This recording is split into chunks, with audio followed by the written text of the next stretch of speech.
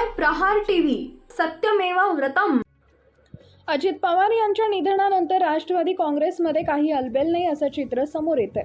अशातच पक्ष अध्यक्ष आणि उपमुख्यमंत्री सुनेत्रा पवार यांनी केंद्रीय निवडणूक आयोगाला परस्पर एक पत्र पाठवून महाराष्ट्राच्या राजकारणात मोठा भूकंप केलाय।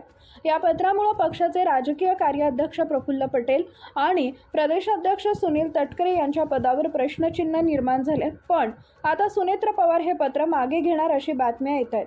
पण विश्वसनीय सूत्रांनी G24 तासला दिलेल्या माहितीनुसार उपमुख्यमंत्री सुनेत्रा पवार यांनी आयोगाला पत्र पाठवलेलं जे आहे ते माघार नाही घेणार आहे। अजित पवार यांच्या निधनानंतर 10 मार्चपर्यंत निवडणूक आयोगाला झालेला सर्व पत्रव्यवहार ग्राह्य धरू नये असं पत्राद्वारे सुनेत्रा पवार यांनी आयोगाला कळवलं होतं। मात्र हे पत्र तांत्रिकदृष्ट्या अडचणीचं ठरण्याची शक्यता आहे। सुनेत्रा पवार यांनी निवडणूक आयोगाला केलेल्या या पत्रव्यवहारामुळे पक्षातील अनेक पदाधिकाऱ्यांच्या निवडी ग्राह्य धरल्या जाऊ शकत नाहीत, त्यामुळे हे पत्र मागे घेण्याची शक्यता वर्तवली जात होती। मात्र आयोगाला दिलेलं पत्र मागे घेतलं जाणार नाही अशी माहिती विश्वसनीय नेत्यांनी दिली आहे। त्यामुळे आता राष्ट्रवादीतच 2 गट असल्याचं समोर आलंय।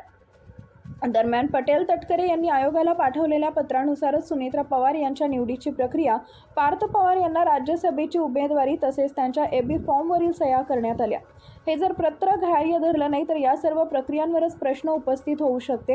ही बाब काही नेत्यांनी सुनेत्रा पवार आणि पार्थ पवार यांच्या लक्षात आणून दिली असं सांगण्यात आलंय। म्हणून या अडचणी लक्षात आल्यानंतर सुनेत्रा पवारांचे पत्र मागे घेतील अशी चर्चा रंगली होती। पण विश्वसनीय सूत्रांनी दिलेल्या माहितीनुसार सुनेत्रा पवार हे पत्र मागे घेणार नाहीयेत।